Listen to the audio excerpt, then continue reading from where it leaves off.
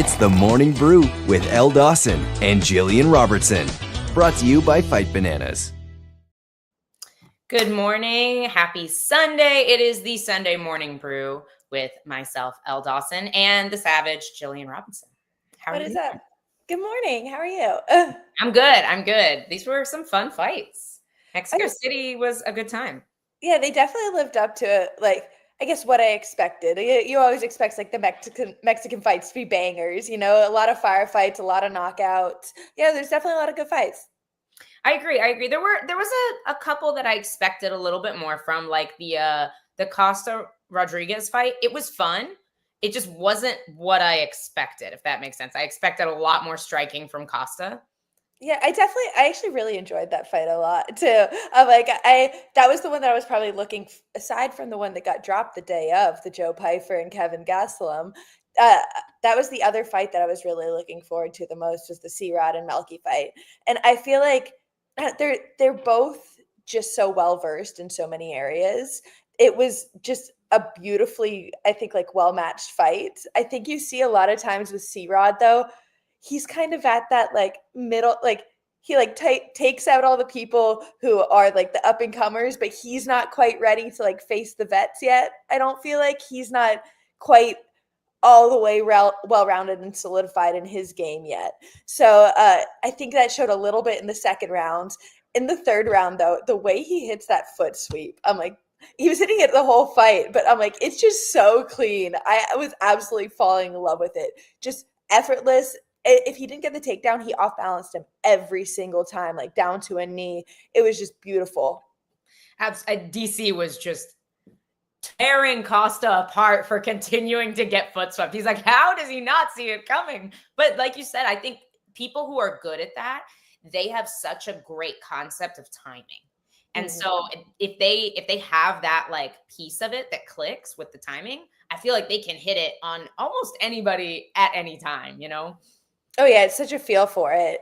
But I'm like, the exchanges that they had on the grappling on the ground was absolutely beautiful to watch. I feel like from both sides, they both had their moments, they both had their opportunities, and just a lot of really great grappling exchanges. No, and I'm not hating at all. I had a lot of fun watching the fight. I just expected a more striking based approach from Costa because of how good Christian Rodriguez's grappling has been in the past. Like, he was wrestling head to head with guys like Isaac Dolgarian, who are phenomenal traditional wrestlers. I thought it was interesting. You know how you see there's like this phenomenon with like a good wrestler, they get one knockout and they like fall in love with their striking for a while.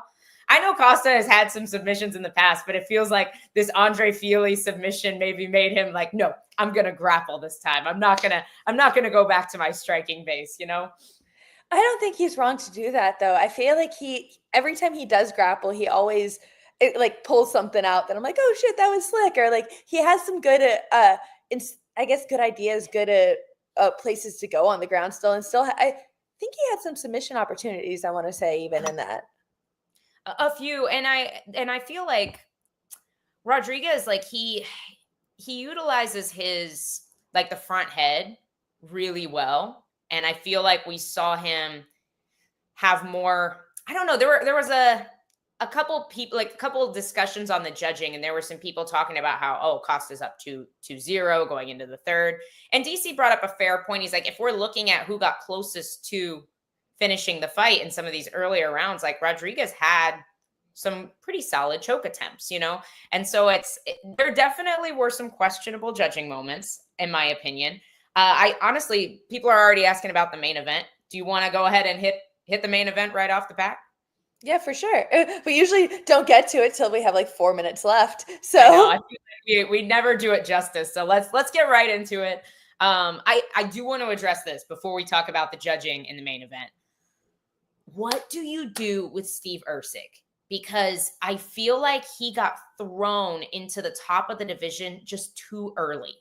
Because he can compete with them, but I just don't think he can beat these top few people in this division. But he's had such competitive fights with Pantoja, with Moreno, with these really, really high level guys that, and I honestly, he had a competitive fight with Kai. I think he just got caught.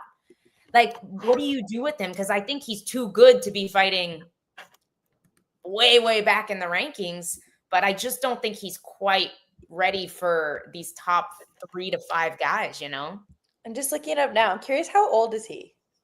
I don't think he's like super young. I want to say 29. So I was not, going to say yeah. 29.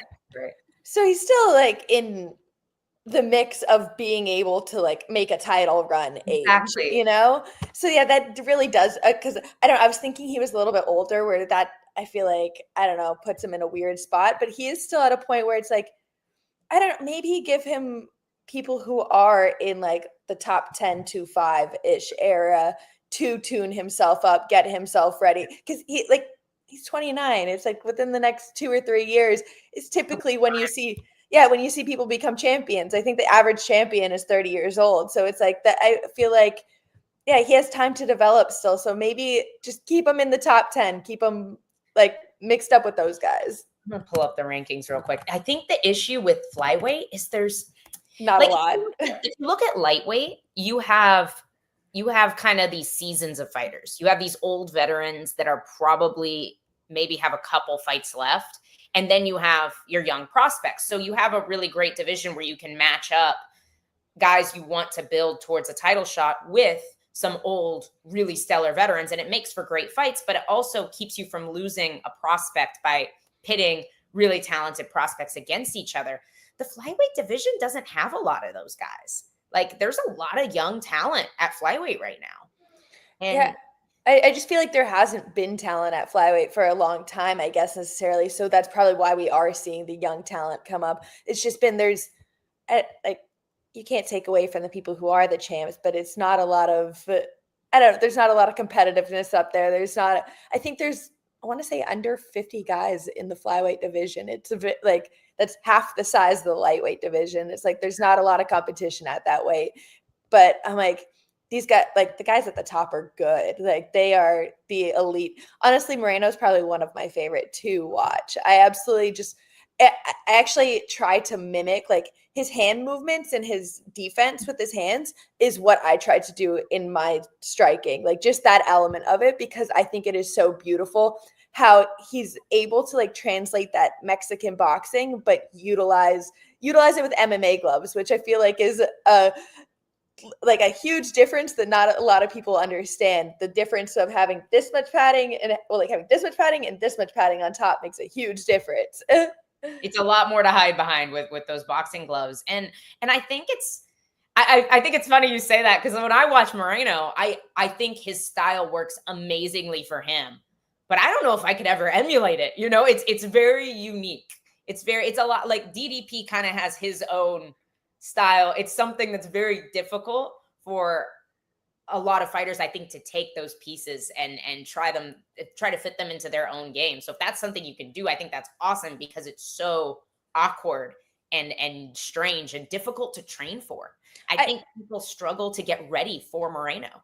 I guess not like his whole striking style. I'm just talking about the one element of like his hands are glued to his face, or he's using his jab. Like Dean always calls it a wand, like measuring with it, setting things up, feinting with it. He has his jab hand out there, always like utilizing it, putting it in their face, making it so the opponent has to think about it. And then whenever he's ready to get defensive, he's right here, hands like on his forehead, always like in a solid defensive position. And it's like, that's the portion of it that I feel like I tried to emulate.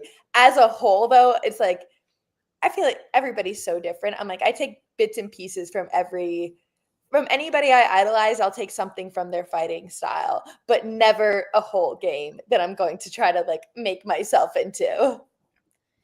I want to address this comment from SG, because I think this is starting to change. This was true for a while. And I will say, I kind of forgot about a few guys that are still in the rankings that I think could be those kind of older veterans. Tim Elliott, Alex Perez. Those guys can be used to build some young talent as well. But I think this is changing, guys. You have Joshua Van, you have Ramazan Temirov, you have guys that aren't even in the rankings yet that are super talented, like Kavanaugh, Andre Lima. Like, this is the flyweight fight from this last weekend was incredible. Kevin Borjas like that boxing was just unreal. Like, I feel like there is talent here in this division now. It's really starting to change. The Joshua Van fans are always here, whether he fought or not. I love it. Oh yeah, and I just completely lost my thought. I'm sorry. Right. No, you're saying about the Borjas fight too, and like from both guys, just absolutely such a high paced fight, nonstop from beginning to end. Rodriguez walking forward, I think the whole fight. Borjas with a beautiful counter right hand, just over and over and over again. But Rodriguez just like pushing the pace, making an exciting fight. Both the flyweight fights, super exciting fights to watch, just entertaining fights. And I was going to say, we've talked about it before. The flyweight season of Tough just ended too. A bunch of undefeated guys were on that, a bunch of good talent coming off of that. So it's like there's a lot of things coming into the flyweight division, I feel like. I agree. And I know you wanted to touch on this fight, so we can. We'll come back to it, but I kind of took us way off topic. We said we were going to talk about the main event. We'll finish talking about the main event, and then we'll go to some of the judging and some of the matchmaking on this card that I know G and I would like to touch on. But let's just start with, without any context, how did you score the main event? Which rounds did you give to who? So I had everything. Let's say 2 and 3 were the ones that I would. 2 definitely to Urseg. 3 possibly. 3 was I feel like both of them almost took the third round off. I feel like they kind of sat back a little bit and like there wasn't as much action in the third. So I gave it to Moreno, but I wouldn't be mad if they gave it to Urseg in the third. But I had it 4-1 Moreno. Otherwise, like if they didn't give the third to him, I think that I would have just given Urseg the second, which on the judges' scorecard, not a single judge gave him the second round, which was mind-blowing to me. I agree. Yeah, I kind of had it this way with maybe 2 and 3 going to Ursig, maybe the third. But I thought the second round, I thought it was pretty easily 1-1 going into the third. The fight was close. Like I will give, Moreno looked phenomenal. And either way, I don't think the judging changed the outcome of very many fights. It just was very inconsistent throughout the night is kind of what I noticed. So Chris says Ursig won round 2. That's it. I'm happy with that too. We just thought it was very strange that the judges were giving him round 3 over round 2. So I'm happy with this assessment too. I think you can give 1, 3, 4, and 5 to Moreno, and I think you can give 2 and 3 to Ursig. But I don't think 2 goes to Moreno personally. And I felt like there was a lot of inconsistencies with judging earlier in the night where it was like the judges were looking for 2 vastly different things throughout different fights in order to score the round for fighters, which I'm cool with. Like, just be consistent. Just be consistent. I'm cool with us disagreeing as long as you have like a reason that is consistent throughout the night for why you're judging fights that way. And I know you questioned me last night on the Rojas fight. They gave Vince Morales the third round. And I'm like, I rewatched that this morning and I'm like, he had 2 submission attempts that were like, all right, not necessarily like in real trouble. Like, I don't know, he was going for them, but like Rojas wasn't at any point panicking in those attempts. And there was one early in the round and one late in the round. And aside from that, Rojas sat on top, sat on his back. I guess the only argument I could make is like one person went for a finish while the other person was just controlling all the time. But I'm like, it was 3 to 4 minutes of control time that I don't think you can take those 2 submission attempts and argue that. And the sub, I feel like the I don't know, it was kind of like a weird anaconda Peruvian necktie thing. I don't know. At the end of the second round, that was the tightest submission attempt of the entire fight. I think that Rosas could have been in trouble had the round had a little bit more time to it. But I didn't see him in nearly as much trouble in the third round. There was just too much space there. So I'm with you. I thought it was really odd. My main beef with the judging, though, is comparing the Hubbard fight, which I did score for Hubbard. I gave him the first 2 rounds. I think you can even make an argument for the 3rd round, although I did score that for Medeiros. However, there were judges that gave the 2nd round or the 1st round to Medeiros, and maybe even the 2nd round to Medeiros. So my beef there is, if we compare the judging in the Hubbard fight, the Hubbard-Medeiros fight, to the judging in the Vince Pichel, Rafa Garcia fight, it's just polar opposites. So Rafa Garcia somehow won the 2nd round on 2 different judges' scorecards. I don't think it would have changed the outcome of the fight. I thought Rafa won the fight. However, there is no freaking way he won that 2nd round. And the only way you can give Rafa the 2nd round is if you give sole credit to the little bit of wrestling that he did in that round, because Vince Pichel clearly outstruck him. Now, if we go back to the Hubbard fight, the judges gave Hubbard almost 0 credit for his wrestling and gave Medeiros credit for all the striking, with like 1 elbow landing with some damage in the 3rd. Like, just be consistent, guys. Like, just pick the vibe you're gonna go with and stick with it. We just want to know. This is why we need open scoring. We need to know if we're winning or not, because there's just so little consistency.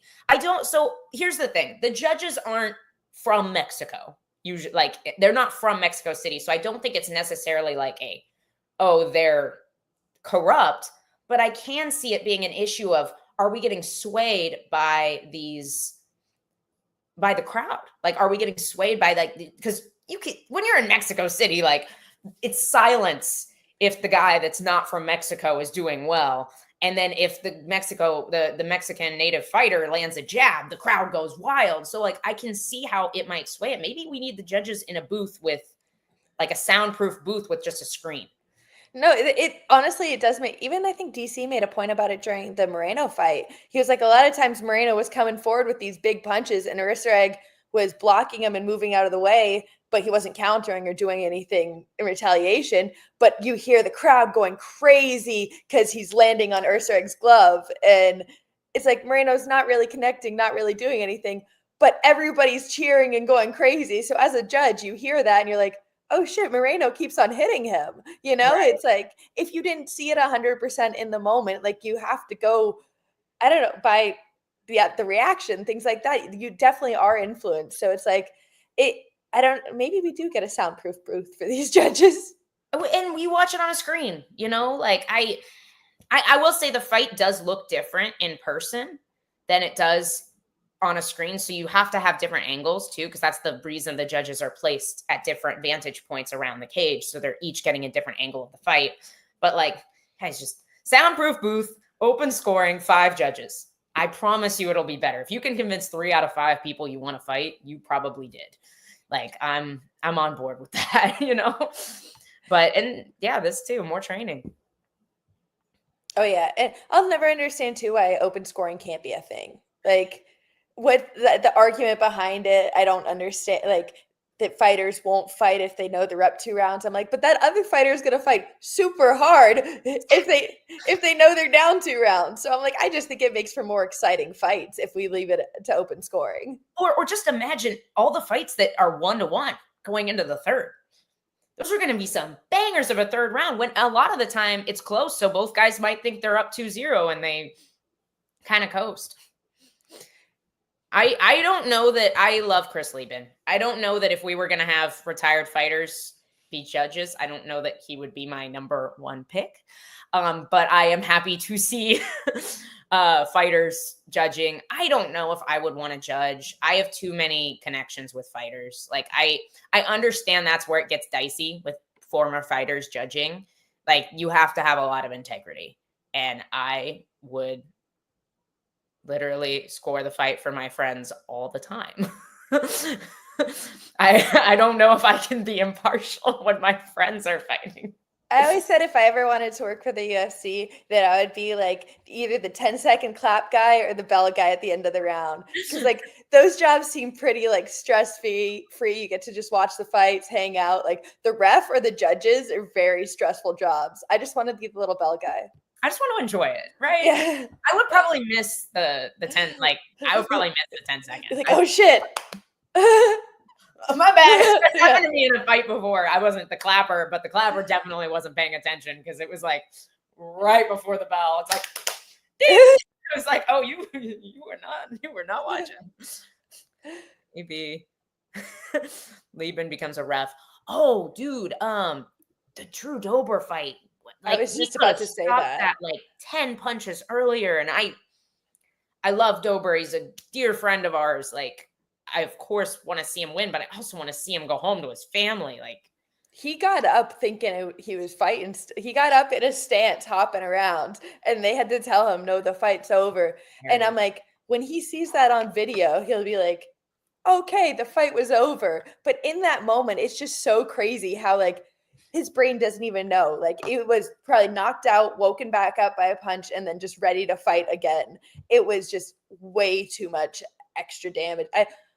Probably at least 10 shots while he's just sitting there holding on to the single leg. It was rough to watch. And hard shots. Like it wasn't, we've seen this where people argue like, oh, well, there were a lot of unanswered shots, but it's like, but there was intelligent defense. There was not intelligent defense. Like Dober did not know where he was. So that was a scary, very scary stoppage. That was the only one I can really think of that was super bad. I feel like the Miranda stoppage, I know some people were like, oh, he shouldn't have landed that last punch, but it wasn't as scary, I will say, but the David Martinez and Oliveira, that one, it was definitely, he landed it was, I believe it was a right hand. Yeah, it was a counter right hand, then came up with a knee after. The knee dropped him solid, and then I think there was only like 3 or 4 on the ground, but the ground strikes were kind of unnecessary even at that point. Like he was on the floor hard after that. Again, not as bad as the Drew Dober fight, but definitely one where it was like rough to watch knockout. No, I agree. If Dober moved his head, no, I don't think so. I think he was already pretty hurt before he hit the ground. Like, I think Dober is a vet. Like, he's a vet. He's been training for years. He's been fighting for years. He's been in there and he's experienced every situation. So there's definitely some muscle memory where even if you're pretty much unconscious, you're wrestling up to a leg, but I don't think it was just the shots after the fact that made Dober completely out of it. That's my take. I don't know if you have a different one, but no, I think he was out, and that's how he ended up in that position wrestling in the first place. He was like, the extra shots were needed to finish the fight, not that many, but he was out before that. Like it could have been called. Yeah. Hope you keep whooping ass literally because they're legal now. So I was like, where are we going with this? But of course, yeah, it was rough. It was rough for sure. We were talking about him off air as well. He's a big dude. He looks like 185-pound Francis Ngannou, and he fights like him too. I'm like, I feel like the UFC is almost like looking like to promote him in that kind of way too. Like they're just trying to be like, act like Francis never happened and we just got this new guy out here. Yeah. I mean, dude, if in those bigger weight classes, I think you can fight like that more. Like you don't have to be the most technical guy if you have literal rocks for hands. Like Francis, we saw, like, I can't remember which knockout it was. It might've been, is it Rosenstruck? Where he like missed like 6 shots and only 1 landed, and none of them looked pretty, but it didn't matter because he literally has bricks for hands. That's the thing about Francis. I'm like, even Gautier, I don't think anything that they threw looked pretty. Nothing that they throw looks pretty, but it's absolutely terrifying, and they're throwing it with so much intent behind it. Yeah, no, I'm scared of that guy too, Ryan. Like, he is a scary dude. But there were some really awesome knockouts as well. Jamal Emmers had a big knockout. I think that was Yeah, Jairzinho Rosenstruck. Okay, thank you. I was on point. I remember my finishes, but we did touch on off air. Gillian brought to my attention that she felt like there were some very one-sided matchups on this card. I will let you take it away since this is your thing. So I just watching the card, like it seems like a lot of the, and like they do this a lot. I'm not like they do it for whenever they go to the country, like a different country. For a lot of the Mexican fighters, it seems like they had, I guess, like in the UFC, there is no easy matchups, but better matchups for them. And so then I decided to look at the records on the main event or on the main card, and almost every opponent of the Mexican fighters had losing UFC records currently. So I'm like, just how the fights were, like how I was viewing them versus how the statistics lined up kind of matched, where I was like, it just seemed like, I understand you guys want your people to win in their home country, but it did seem kind of like a little bit one-sided in some of the matchups. Like the CJ Vergara versus, I'm forgetting his name now.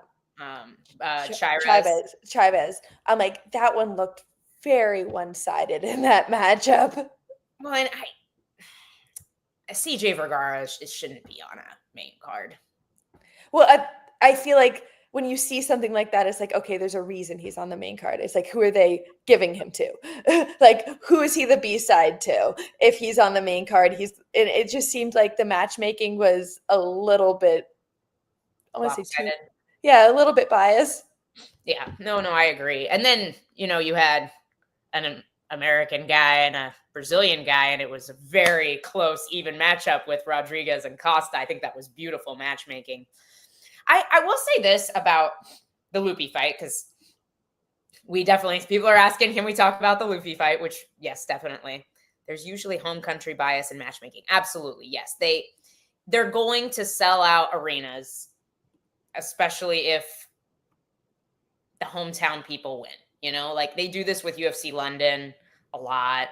The UK fighters tend to get favorable matchups. So let's bring this up real quick though here about how UFC Canada, all the males always lose, and it's just me and Jazzy holding it up. Honestly, they don't even match the male Canadian fighters up super tough. Like I feel like who was it? Mike Malott had a really favorable matchup that he was looking really good. It was Neil Magny. Yeah, I know exactly what you're talking about. Couldn't quite make it to the end, So it's I guess Canada is cursed. The girls are holding down the fort in Canada. But back to Lupi's part Canadian girl. So back to a Canadian girl, Lupi. Her first 2 rounds looked great on her wrestling. I feel like she doesn't necessarily have a lot of ability to, I guess, do much with it though. Like when she was on the ground, it didn't seem like she was looking to do damage or looking to finish the fight necessarily. She was more controlling positions and I guess utilizing her wrestling just to control more than anything else. But in that 3rd round, she was having a tough time. It looked like Julia was like walking her forward. I said to my boyfriend at the time, I was like, she likes to get hit. Like the way Julia walks forward, she gets hit and it's crazy. She looks at you like she likes that shit. Like she walked forward the whole 3rd round. A lot of big strikes, was defending the Lupi shot, takedowns. I was worried for Lupi for a second there in the 3rd, but first 2 rounds, a lot of beautiful wrestling exchanges on her part. And how savage was DC? He's like, you were killing her in the first 2 rounds. Why did you fight like that in the 3rd? I'm like, I think she was trying to wrestle. She just wasn't getting her down, DC. Like, let her have it. But it's with Pilastri, I'll be honest, I was questioning why this matchup was happening. Like, I guess you can argue, okay, well, Lupi went 0-2 in her last 2 when they did offer her big steps up, right, with Verna and Mackenzie Dern. But like Pilastri's 1-1 in the UFC with a split decision win over somebody that the UFC just cut. So it's like, it just seemed weird that like this girl's fighting into the rankings. And then if we address the fact that they're trying to get Mexican fighters wins in their home country, which is fair. when I saw the third round, I understood the matchmaking. I was like, okay, Pilastri might not get a ton of wins in the UFC, but she's going to be fun. Every time she fights, she's going to go out there and try and put somebody on the canvas. And I respect that. It was a super fun third round, really exciting. She almost got it done. I agree with you. I thought Lupi was in a lot of trouble. But my question is, now dubbed Poopy Lupi by the internet, because she said she had to poop on the stool, which I thought was hilarious, and then address the fans after the fact. But Sean in the comments, hey, that's a real thing, by the way. I have like a routine on fight day where right before the commission is like, okay, it's time to like put your gloves on and like tape you up. I go and I poop because I always get the nervous poops. Like, is that a thing for you, G? Not that, but weight cut issues have definitely made that a thing for me, where like when I fought Tabitha Ritchie, I was more concerned with not shitting myself versus fighting, you know? Like, I feel like if you have a bad weight cut, like you're rehydrating the next day, you put something into your body that it doesn't like, you're in a very sensitive spot and you have to go out there. I'm like, it's definitely, it's a position that you're put in. No, I understand that. It seemed odd. Like, it just seemed like an odd matchup. But no, the in-fight poops are real. Just so you guys know. But let's talk about Lupi. So Lupi is ranked number 11 right now. I feel like she's either gotten people up to this point that are way behind her or are like top 6.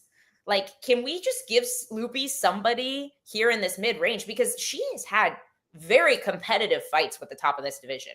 Like, I thought Mackenzie Dern won the fight, but it was really competitive. It was a close, good fight, you know? And so I would really like to see her. Like, why do we not, let's give her a Hebus, a Lucindo, you know, Gillian, after she takes Marina Rodriguez's spot in the rankings. Like, she beat Tabitha. Like, she already beat Tabitha. Lupi did. So, like, let's give her somebody in this mid-range rather than she's fun to watch. And I understand why she's gotten these big opportunities so early, because her wrestling and her boxing and just her style. Like, somebody said earlier in the comments, like, after that really boring lame-ish Lucindo fight on the main card, the ladies have been delivering, and they really have. But what do we like? Who would you like to see her fight next? Honestly, for the Mexico City card, it was, I don't know like how deep in the works it was, but Dean said that he was like, Mick was thinking about setting you up with Lupi on Mexico City, but decided not to. So it's like that almost happened. Wow. Like, was almost a thing, but I guess decided again, me versus Marina. I don't know. I definitely think I don't see her performances as she's, I guess, a top 10 right now. I think I do see her as a top 15 girl, but I don't think, like, even last night, like you said, in the third round, I was kind of worried for her against a girl who was 1-1 in the UFC. I think if you're getting opponents like that, you have to go out there and show out. You have to dominate for 3 rounds, or you have to finish. So I don't think she deserves something in the top 10 at this point. I think maybe something like 10 to 15, you know, someone out there. I think at least in the rankings, right? Yeah. I think she belongs up there. I do. I think she belongs in the rankings, but I don't think that she's a top 10 fighter yet. Fair enough.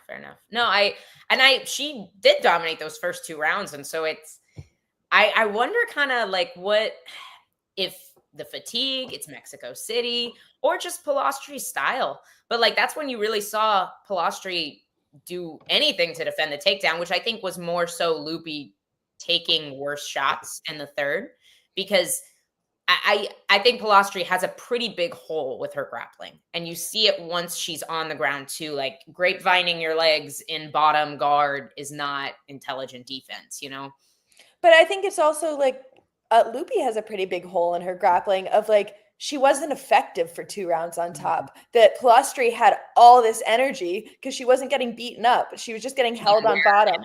Yeah, it's like it's easy to sit in bottom guard for 5 minutes. I'll lay on my back and like chill there all day and then get up and beat you up for 5 minutes. If I'm laying on my back and you're punching me in the face and elbowing me and trying to sub me and just wearing me down, the next time I get up, I'm not going to have as much like aggression. I'm going to be like, fuck, I don't want to end up on the floor again. So I'm going to try to stay away, or I'm gassed because she just beat me up for 5 minutes. Like, I think Loopy had to be more effective in those first 2 rounds to really take Julia out of it in the third. I like that. Yeah. No, that's a good assessment. You know, she didn't do a ton of damage. I think her wrestling, she has such a solid wrestling base. It's just maybe there's and even control. Like, she has good control. So you would like to see her what positions would you like to see her try to move to once she's getting takedowns, and where would you want to see her place her ground and pound, essentially? I was just gonna say damaging positions in general. It can be in the guard, in half guard, in mount, anywhere. You just need to be able to grip fight and get to a position where you can effectively do damage. You can effectively land strikes or punches, or like even start working the body, whatever it is, just trying to make them drown while they're on the ground instead of making like I said, she's just laying there on her back for 5 minutes. Like, that's a rest round for her. So when she gets back up, she's like, all right, good. Like, we're good to go. I'm like, if I have you on the ground, it's like you need to be like gasping for air the whole time. I like that. So it's just absolute smother. Yeah, exactly. Respectfully, Scott, you're wrong. The fight of the night was Borjas versus Rodriguez. Or Ronaldo. That was amazing.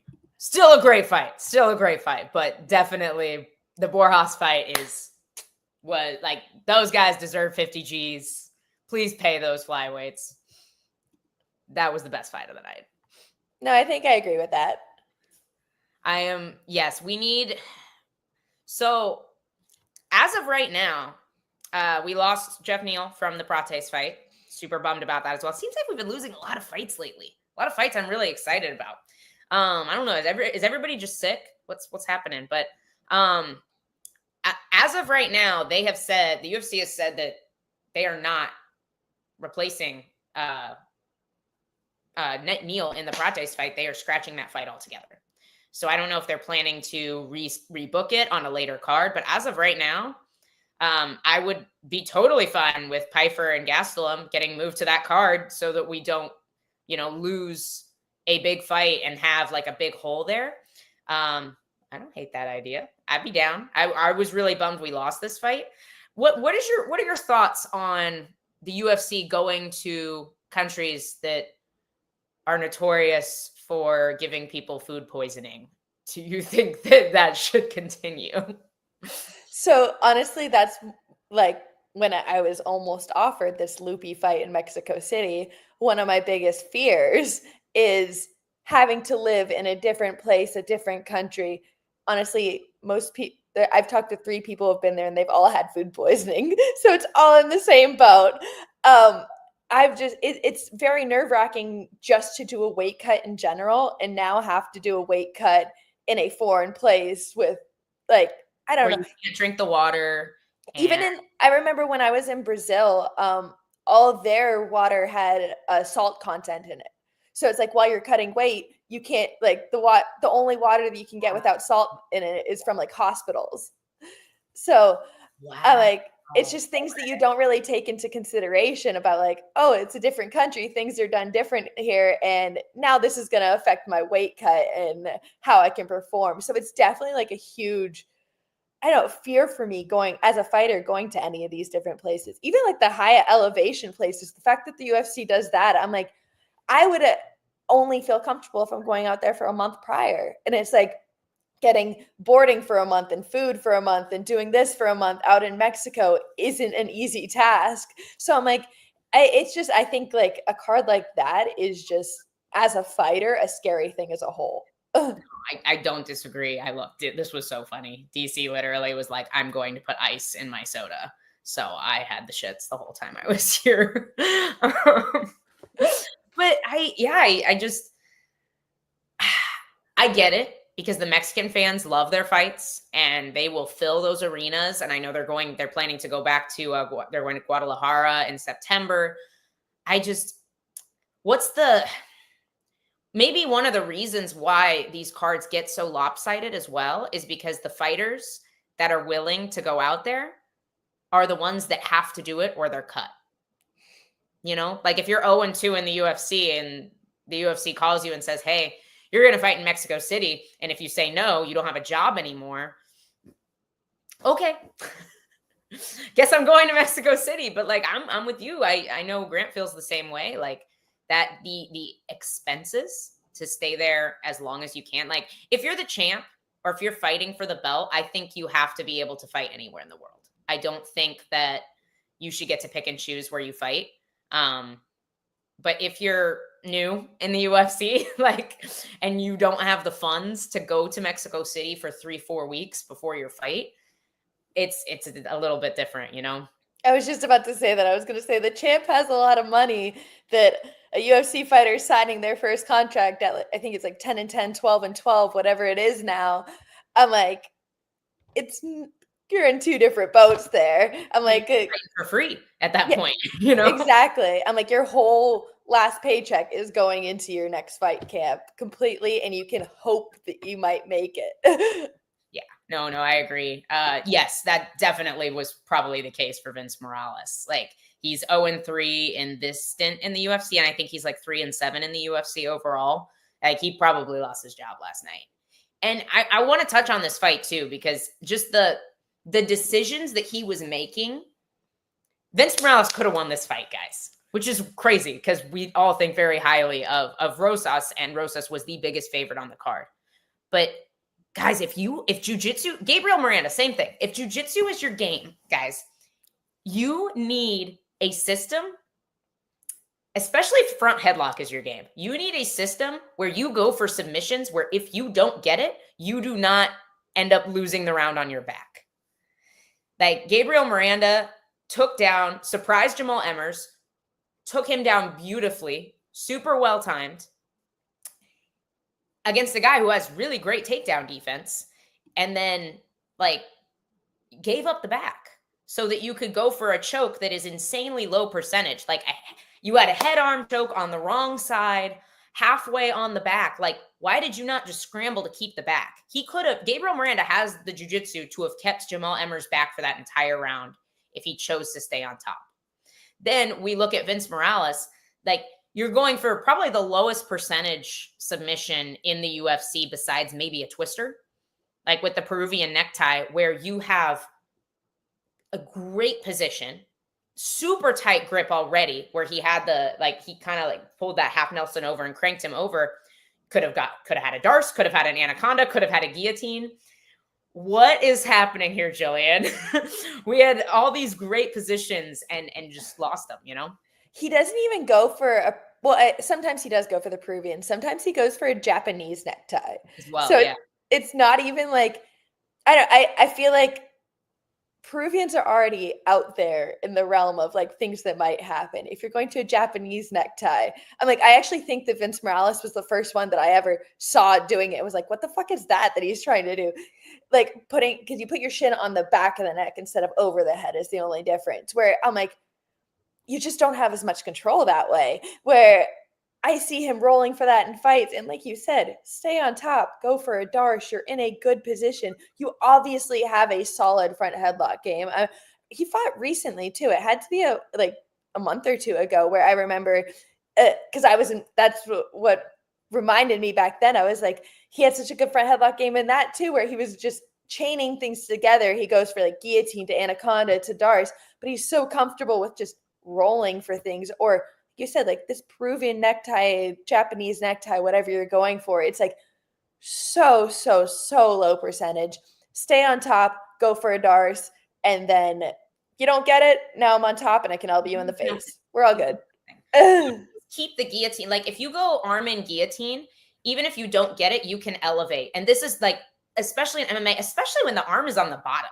Like if you're going to go for that necktie position, go to it front with the arm on top, because then you can sit through to your guillotine. You can like use your the leg to elevate over, and then you can come up on top. You can go switch to your Anaconda. Like there's there's a good system and there's a good way to do this. And I'm not even hating on the necktie. Mike Brown's real big on kind of that like necktie style darce, but use it in a way like you could see how much space Rosas had. It's like you're not finishing that, and then to give up position for it is just silly.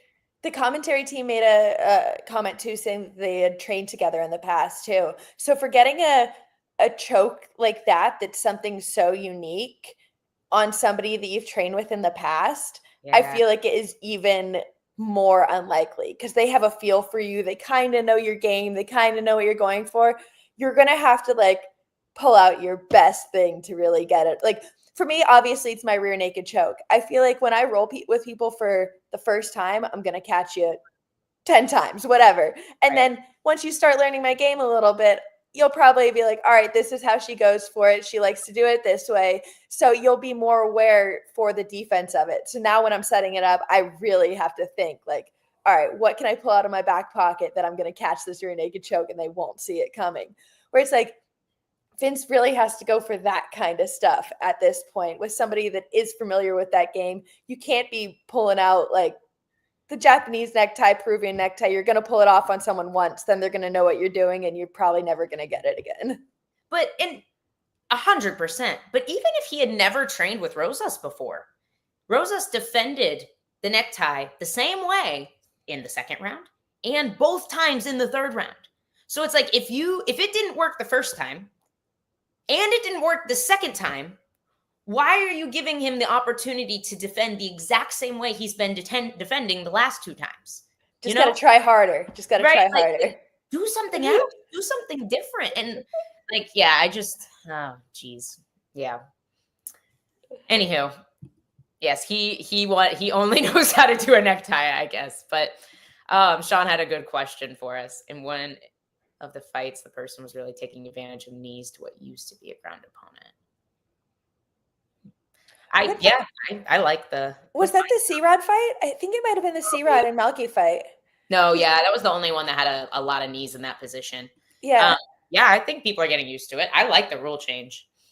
Oh yeah, I love the rule change. I'm like, I've said it before, and I'm like, I've seen it in I want to say the Tough House. They had it where somebody got a TKO by kicking to the body there.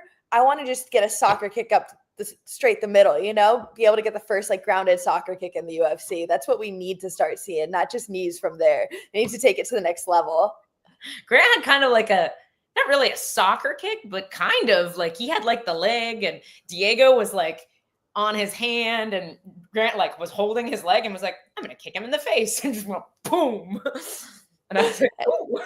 I know it might have even been Khalil Roundtree that I'm thinking about on the Tough House. I know outside of the Tough House, he has been absolutely brutal with them just to the body. Like anytime he gets somebody in like that turtle position, throwing soccer kicks to the body, like probably breaking ribs, like absolutely brutal how he's throwing them. And I'm like, I would love to see actually, I heard that his fight's off too, Khalil versus Jamal. I heard that Jamal just pulled out. Yeah. But I'm like, I would have loved to see that and like see Khalil against somebody with this new rule set that wasn't Alex Bahia, Yeah, no, I agree. I want to see him fight again. I feel like he's one of those guys that's what? I just heard what? Oh, probably that the fight was off. I was like, what? But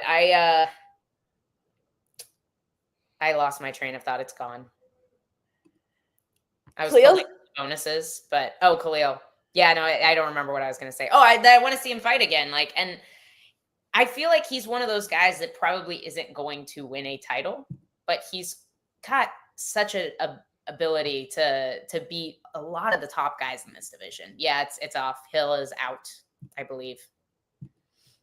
Yeah, I feel like when Khalil looks good in a fight, it looks like it's personal to him. Like he's just in there like trying to, like when he's really dominating, he just like, it's just brutal. It's vicious. Everything that he's throwing has intent. Like, so I mean, it looks personal. When he's doing good, he's like the kicks to the body are my absolute like favorite little like video clip. Cause I'm like, there's few things as brutal to watch in the sport. It gives me like throwback to Pride and people curb stomping each other with shoes on. Like UFC 2. What's with all the fight cancellations? There are kind of a lot, honestly, but we've lost quite a few fights lately. It's kind of sad. Kind of bummed about it. Somebody was. I'm still bummed that the main event got fight of the night. Like Borjas and Ronaldo deserve that bonus, in my opinion. I agree, but I'm also not mad at that. The main event was a fight. It was. I feel like both guys really put out for those 5 rounds. It was a technical display. I will say that. It was like, from a technical perspective, it was a treat to watch. But if we're just talking about like the most exciting fight on the card, for me, that wasn't it. No, I see both sides to it. Fair enough.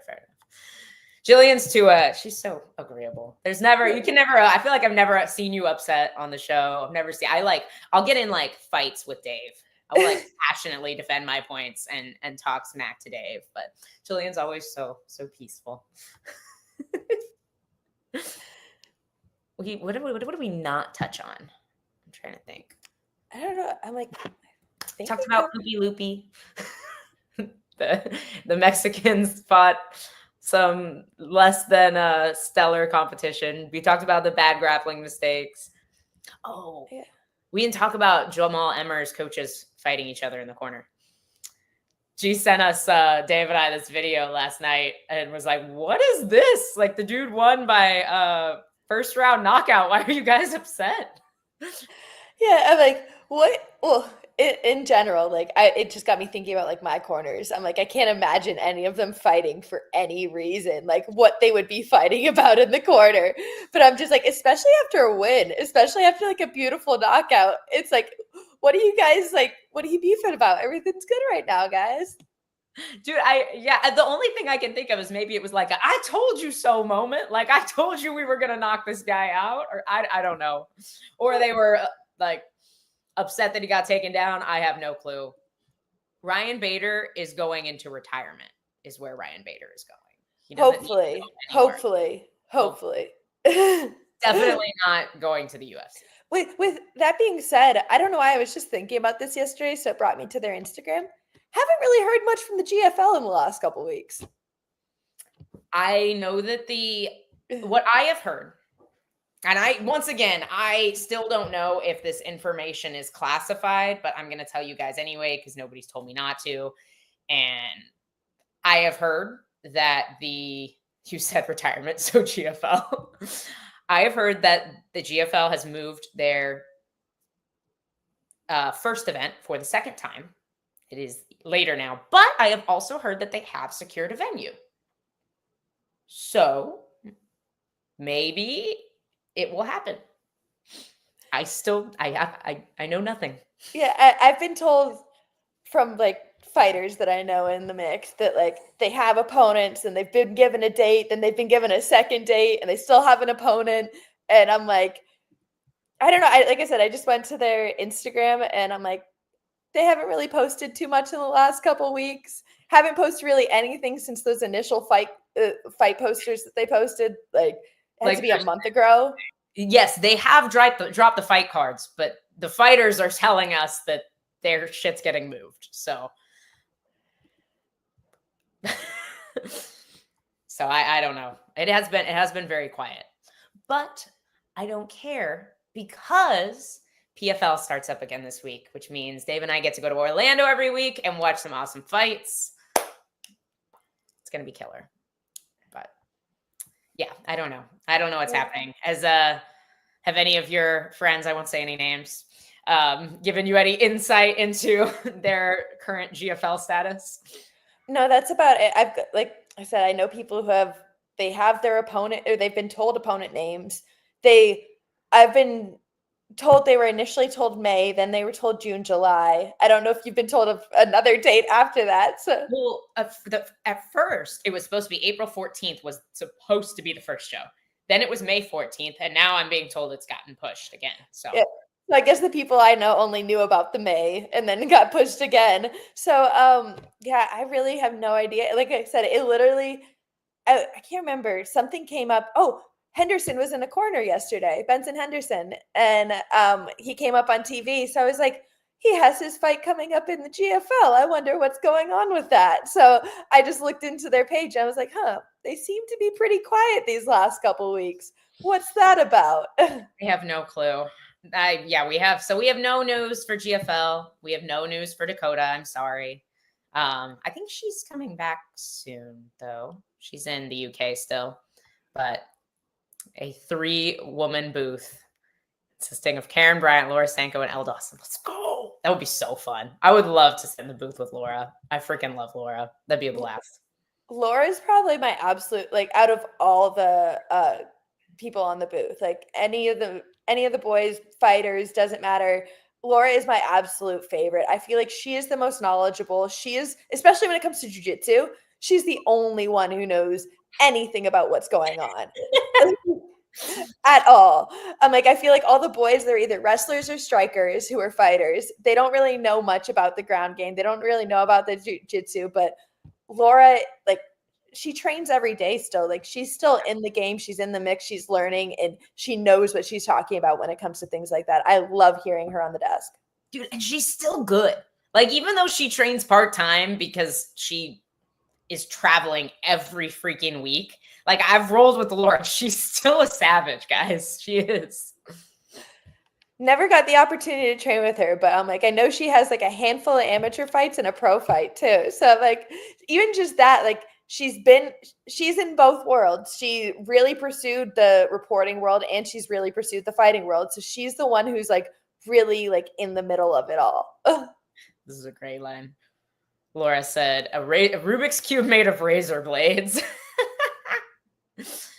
I'll give DC a pass on this because most of the heavyweights, just like their physical builds don't allow for the same kind of jiu-jitsu as the lower weight classes. So I will give them a pass. I just feel like in general, they don't have a fighter who knows jiu-jitsu on the desk. And Laura's the only one who does. It typically, like, we have like Dominic Cruz, who's going to be able to help you on the feet. But then once it gets to the ground, doesn't really have a lot of options. Like Paul Felder, again, another great striker. Don't really see him work on the ground. Michael Bisping, like, you don't really know him for his jiu-jitsu game. That's where I'm like, I feel like Laura just really stands out to me because she's the only one who gets jiu-jitsu. No, I agree. She does a phenomenal job. She's very knowledgeable, and I'm happy to see her getting these big commentary opportunities. But we'll touch on 2 more things because it's almost been an hour. We didn't talk about David Martinez, the orthopedic surgeon that has pursued MMA. So I will have to say, I'm super impressed with David Martinez's performance. Dude has, once again, bricks for hands. But I will say this, as someone who has had 5 knee surgeries, I don't know if I would feel better or worse after watching my orthopedic surgeon compete in the UFC, because part of me is like, oh, that's cool. He knows my sport. And then part of me is also like, I want a surgeon that is just doing surgery and focuses solely on surgery. But what an incredible like resume just to have that. Be like, yeah, I cut people open during the day. And they were saying his sister's in the UFC too. She's currently 1-1. I'm like, that must be so dope too. Just having you and your sister in like the biggest fight promotion in the world. Dude, she's awesome too. I've trained with her. She and David came to ATT for a little bit just to visit. Dude, she's awesome. I honestly really miss drilling with her. Melly, if you see this, come back. She was awesome. She's a phenomenal drilling partner, really good striker, scrappy everywhere. Love Melly Martinez. And honestly, their whole family is just super cute. Love to see the family dynamic in training. Ursig and his dad, they're super cute too. Somebody commented here, the first only bro and sis duo here in UFC history. I'm like, another thing that was, I felt like that was kind of cool for history. The oldest fighter on the UFC roster and the youngest fighter on the UFC roster both fought last night. Vince Pichel. Yeah, Pichel and then Rojas. Yeah. Dude, Vince had some good moments. No, he definitely did. He's a dog. You can't take it away from him. On that second round, I can't believe he didn't on the two judges gave Rafa Garcia that second round. Everybody go back and watch that second round and tell me if I'm insane or not, because I don't think I am. But Gillian, do you have anything else for the people? We have officially been talking for an hour. No, I think that's it. I think we're good. I think G and I both lost our train of thought like twice today, but it's okay. We need more coffee. We need more coffee. That's all it is. But Just got to get to that, my coffee. Somebody asked earlier, I can't remember who it was. I can't find the comment. Somebody asked if we had anything exciting coming up this week. We do. And that is the first week of round 1 of the PFL tournament. Dave and I will be live in Orlando, which means no Tuesday show, guys, because we will be at Media Day. We will have interviews for you on Tuesday. I just don't know what time yet because we'll be wrapping up PFL Media Day when our show would normally be. So, but at some point we will be live. Maybe we'll have G join us. I have no plans, but no 1 to 3 show as of right now. But there will be lots of PFL content. Well, have fun out there. I will. I'm so pumped. I'm going to take the Bright Line. I've never taken the Bright Line. I'm going to take the train so I don't have to drive. Should be cool. But guys, thank you. I'm going to go drink coffee. I'm going to wake up and then go to church. So love you guys. We will see you all this week with lots of PFL stuff and hopefully some UFC Mexico City winners as well. Have a fantabulous day. We'll see you later.